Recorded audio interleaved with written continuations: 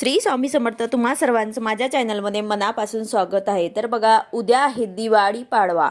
कार्तिक शुद्ध प्रतिपदा याला दिवाळी पाडवा म्हणतात. श्री विष्णूने ही तिथी बलिराजाच्या नावाने केली म्हणून या तिथीला बलिप्रतिपदा म्हटले जाते. दिवाळी पाडवा जो आहे तो 3.5 मुहूर्तापैकी एक मुहूर्त मानला जातो. अक्षय तृतीया, गुढीपाडवा आणि विजयादशमी हे पूर्ण मुहूर्त असून दिवाळी पाडवा जो असतो तो अर्धा मुहूर्त आहे. हा दिवस खूप अतिशय महत्त्वाचा दिवस मानला जातो आणि या दिवशी पत्नी जे असते ते पतीला ओवाळते. पती पत्नी मधला प्रेम वाढवणारा हा दिवस आहे. तर यामुळे या दिवशी दिवाळी पाडव्याच्या दिवशी आपल्या पती पत्नी मधलं प्रेम घट्ट करण्यासाठी हा अतिशय साधा सोपा पण खूप प्रभावी एक उपाय तुम्हाला करायचा आहे.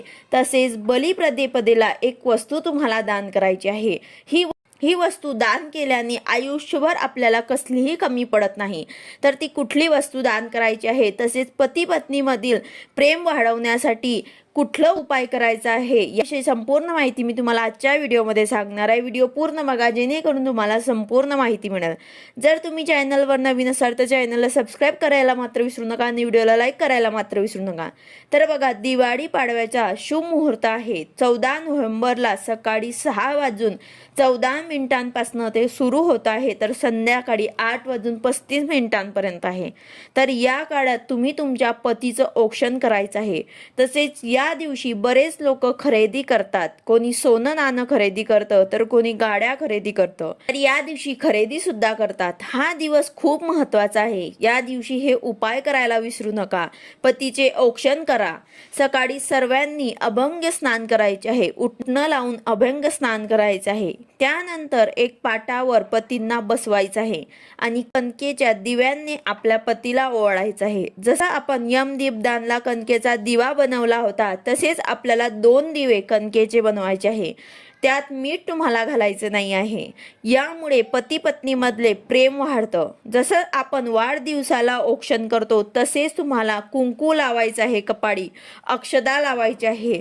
त्यानंतर औक्षण करायचे आहे. यानंतर काहीतरी त्यांना खायला द्यायचे आहे. तर अशा प्रकारे तुम्हाला औक्षण करायचे आहे. त्याचबरोबर पतींनी सुद्धा औक्षणाच्या ताटात काहीतरी 21 रुपये 51 रुपये काहीतरी तुम्हाला पत्नीला नक्कीच द्यायचे आहे. तुम्ही जरी काही गिफ्ट देत असाल तरी सुद्धा तुम्हाला ताटात काहीतरी नक्कीच टाकायचे आहे. ताटामध्ये काहीतरी ओवाळणी तुम्हाला टाकायची आहे.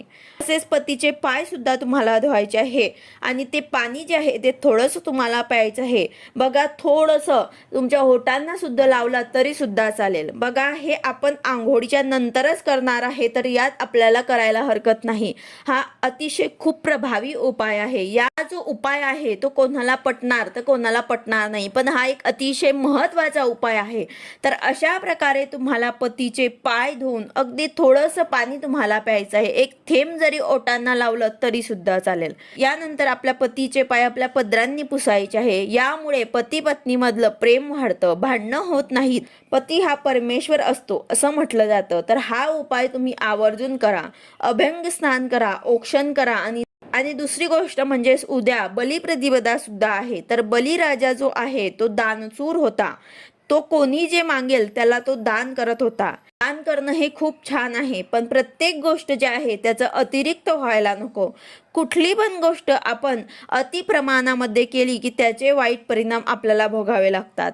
त्यामुळे त्याचा हा जो गुण होता म्हणजेच तो खूप दान करायचा, को मागेल तो ते दान करायचा. तर त्यामुळे कोणाला किती दान करायचे हे कळलं पाहिजे.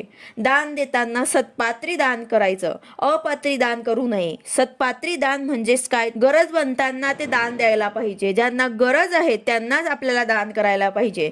ज्यांना त्याची किंमत नाही त्याला ते दान करू नका. त्याला अपात्र दान म्हणतात. कारण जेव्हा आपण अपात्र दान करतो त्यावेळेस त्या माणसाला त्याची किंमत राहत नाही. दान नेहमी सत्पात्री करायचं. गरज असलेल्या लोकांनाच तुम्हाला दान करायचं आहे.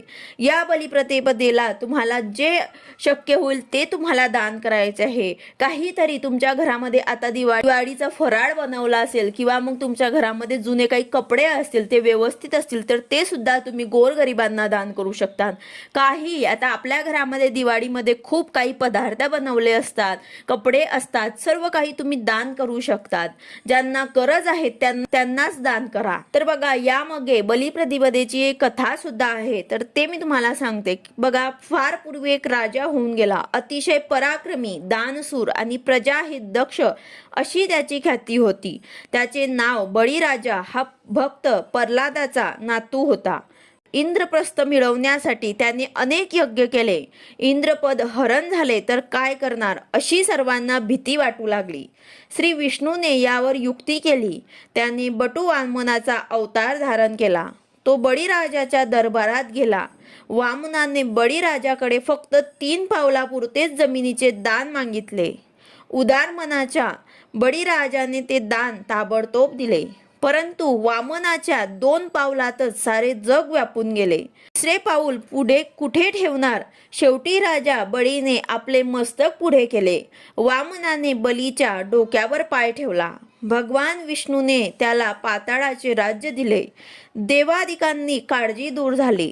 इंद्रप्रस्थ सुरक्षित राहिले. श्री विष्णू बळीच्या औदार्यावर संतुष्ट झाले.